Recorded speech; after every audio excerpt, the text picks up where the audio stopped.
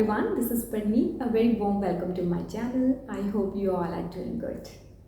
So today, aspirants, in this video, we are going to discuss a lot about reading. Yes, when it comes to reading, ਸਾਨੂੰ ਸਾਰਿਆਂ ਨੂੰ ਕੀ ਹੁੰਦਾ, ਅਸੀਂ nervous ਹੁੰਦੇ ਆ, panic ਹੁੰਦੇ ਆ, ਸਾਨੂੰ ਗੂਜ਼ ਬੰਪਸ ਆਉਂਦੇ ਆ। ਕਿਉਂ? ਬਿਕਾਜ਼ ਅਸੀਂ ਪਹਿਲਾਂ ਤੋਂ ਹੀ ਇੱਕ ਮਾਈਂਡਸੈਟ ਬਣਾ ਕੇ ਰੱਖਿਆ ਹੋਇਆ ਕਿ ਰੀਡਿੰਗ ਜਾਂ ਤਾਂ ਮੇਰੇ ਤੋਂ ਨਹੀਂ ਹੋਏਗੀ, ਜੇ ਹੋਏਗੀ ਤਾਂ ਗਲਤ ਹੋਏਗੀ ਜਾਂ ਫਿਰ ਟਾਈਮ ਤੇ ਕੰਪਲੀਟ ਨਹੀਂ ਹੋਏਗੀ।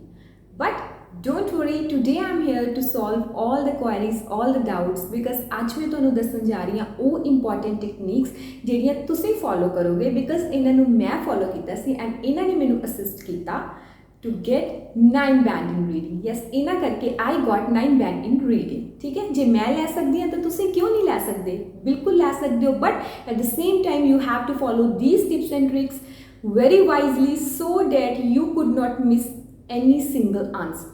Clear? Without wasting any time, let's get started. Okay, number 1 is your interest.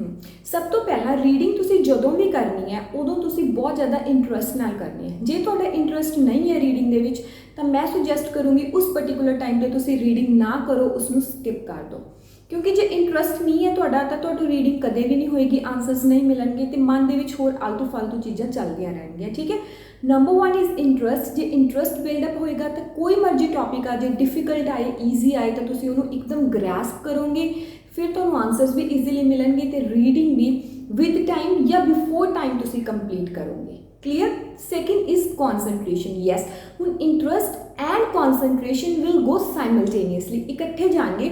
ਜੇ ਇੰਟਰਸਟ ਬਣੇਗਾ ਤਾਂ ਕੌਨਸਨਟ੍ਰੇਸ਼ਨ ਦੇ ਵਿੱਚ ਹੈਲਪ ਹੋਏਗੀ। ਬਿਕਾਜ਼ ਜੇ ਕੌਨਸਨਟ੍ਰੇਟ ਨਹੀਂ ਕਰੋਗੇ, ਦਿਮਾਗ ਦੇ ਵਿੱਚ ਕੁਝ ਹੋਰ ਚੱਲ ਰਿਹਾ, ਕੁਝ ਹੋਰ ਸੋਚ ਰਹੇ ਹੋ, ਆਪਣੀ ਕਿਸੇ ਫੇਵਰੇਟ ਚੀਜ਼ ਬਾਰੇ ਸੋਚ ਰਹੇ ਹੋ ਜਾਂ ਇਹ ਸੋਚ ਰਹੇ ਹੋ ਜੇ ਮੇਰੇ ਤੋਂ ਰੀਡਿੰਗ ਨਾ ਹੋਈ ਤਾਂ ਮੈਂ ਕੀ ਕਰਾਂਗਾ, ਮੇਰੇ ਤੋਂ ਆਇਲਸ ਕਲੀਅਰ ਨਾ ਹੋਇਆ ਕੀ ਕਰਾਂਗੇ। ਇਹ ਸਾਰੀਆਂ ਜਿਹੜੇ ਨੇ ਟ੍ਰਿਵਲ ਮੈਟਰਸ ਨੇ, ਟ੍ਰਿਵਲ ਥਿੰਗਸ ਨੇ, ਇਹਨਾਂ ਨੂੰ ਤੁਸੀਂ ਰੀਡਿੰਗ ਕਰਦੇ ਟਾਈਮ ਤਾਂ ਬਿਲਕੁਲ ਵੀ ਨਹੀਂ ਸੋਚਣਾ। ਇਨਫੈਕਟ ਕੋਈ ਵੀ ਮੋਡਿਊਲ ਕਰਦੇ ਟਾਈਮ ਨਹੀਂ ਸੋਚਣਾ, ਬਟ ਰੀਡਿੰਗ ਲਈ ਤਾਂ ਬਿਲਕੁਲ ਇਹਨਾਂ ਨੂੰ ਬੈਨ ਕਰ ਦਿਓ, ਆਪਣੇ ਦਿਮਾਗ 'ਚੋਂ ਕੱਢ ਹੀ ਦਿਓ, ਇਹਨਾਂ ਨੂੰ ਇੱਕ ਸਾਈਡ 'ਤੇ ਰੱਖ ਦਿਓ।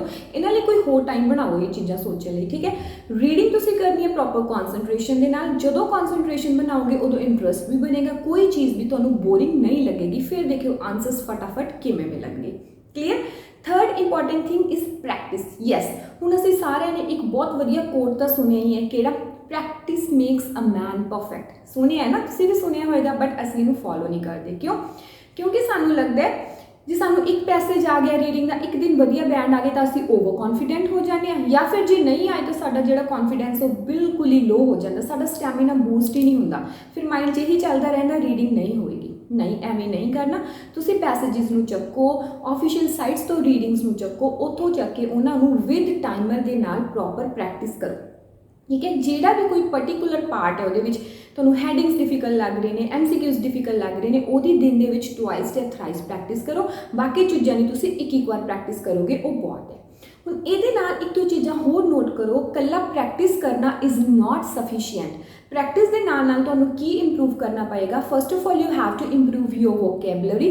ਸਿਨੋਨਿਮਸ 'ਤੇ ਵਰਕ ਕਰਨਾ ਪੜੇਗਾ। ਬਿਕਾਜ਼ ਰੀਡਿੰਗ ਇੱਕ ਇਹੋ ਜਿਹਾ ਮੋਡਿਊਲ ਹੈ ਜਿਹਦੇ ਵਿੱਚ ਤੁਹਾਨੂੰ ਬਹੁਤ ਜ਼ਿਆਦਾ ਡਿਫਿਕਲਟ ਵਰਡਸ ਮਿਲਣਗੇ ਜਿਨ੍ਹਾਂ ਦੇ ਤੁਹਾਨੂੰ ਮੀਨਿੰਗ ਵੀ ਨਹੀਂ ਪਤਾ ਹੋਣਗੇ। ਤਾਂ ਜੇ ਸਟਾਰਟਿੰਗ ਤੋਂ ਹੀ ਪ੍ਰੈਕਟਿਸ ਕਰੋਗੇ, ਵੋਕੈਬਲਰੀ ਨੂੰ ਇੱਕ ਸੈਪਰੇਟ ਨੋਟਬੁੱਕ 'ਤੇ ਰਾਈਟ ਡਾਊਨ ਕਰੋਗੇ, ਉਹਨਾਂ ਦੇ ਮੀਨਿੰਗ ਲਿਖੋਗੇ ਹਿੰਦੀ ਜਾਂ ਪੰਜਾਬੀ ਦੇ ਵਿੱਚ, ਫਿਰ ਉਹਨਾਂ ਦੇ ਸੈਂਟੈਂਸਿਸ ਬਣਾਓ, ਫਿਰ ਉਹਨਾਂ ਨੂੰ ਯੂਜ਼ ਕਰੋ ਡੇ ਟੂ ਡੇ ਲਾਈਫ ਦੇ ਵਿੱਚ, ਫਿਰ ਚੀਜ਼ਾਂ ਇੰਪਰੂਵ ਹੋਣਗੀਆਂ। ਐਂਡ ਇਹ ਵੋਕੈਬਲਰੀ ਜਦੋਂ ਇੱਥੇ ਇੰਪਰੂਵ ਹੋਏਗੀ, ਇਹ ਸਿਰਫ ਰੀਡਿੰਗ ਦੇ ਵਿੱਚ ਹੀ ਤੁਹਾਨੂੰ ਨਹੀਂ ਹੈਲਪ ਕਰ ਰਹੀ, ਬਟ ਇਹ ਫਰੂਟਫੁਲ ਹੋਏਗੀ for listening and writing as well. Speaking ਦੇ ਵਿੱਚ ਵੀ ਤੁਸੀਂ ਉਹ ਸੇਮ ਵਰਡਸ ਯੂਜ਼ ਕਰ ਸਕਦੇ ਹੋ। ਕਲੀਅਰ?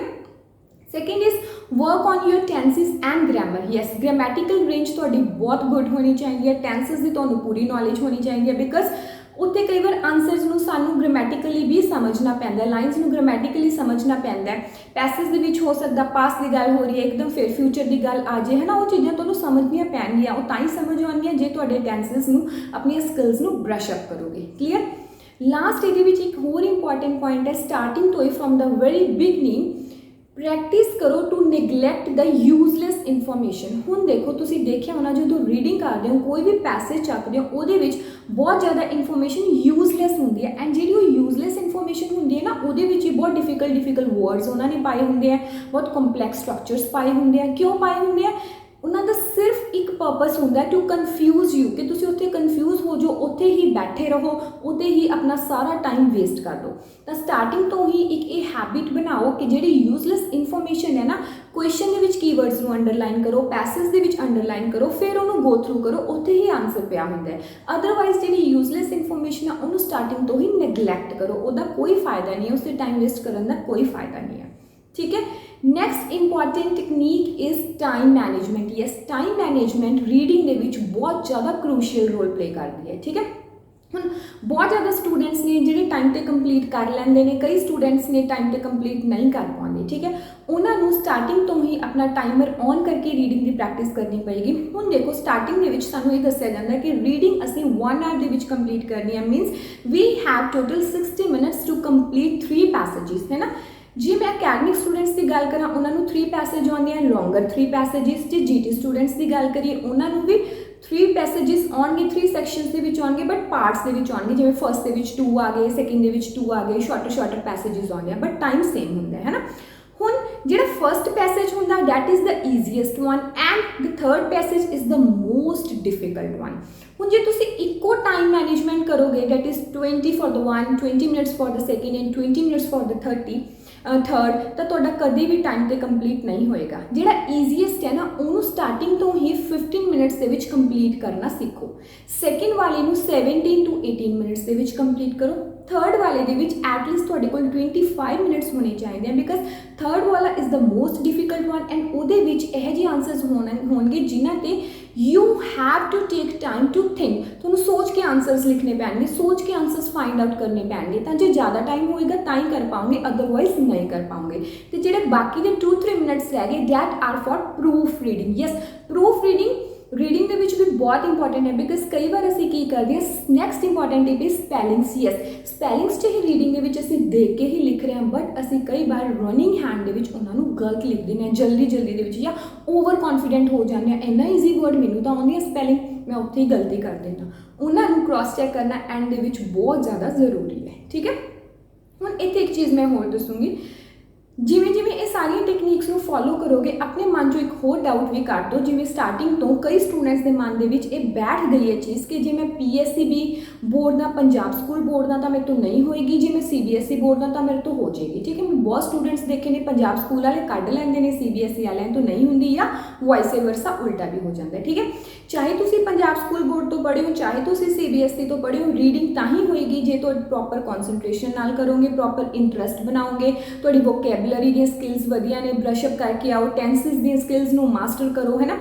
टाइम मैनेजमेंट नू सीखो, बिकॉज ये उन्ना ही क्रूशियल है जिन्ना बाकी चीज़ां क्रूशियल है। Clear? So I hope guys तुहानू ये वालियां इंपॉर्टेंट टेक्नीक्स समझ आ गई, तुहानू क्लीयर हो गया। हुण जदों तुसीं प्रैक्टिस करनी स्टार्ट करोगे फ्रॉम द वेरी बिगनिंग, इन्हां नू कंसीडर करो, इन्हां नू फॉलो करो, फिर देखो डे बाय डे ग्रैजुअली तुसीं स्किल्स नू किवें ब्रशअप कर दो एंड चीज़ां नू grasp. For more updates, thank you, bye bye.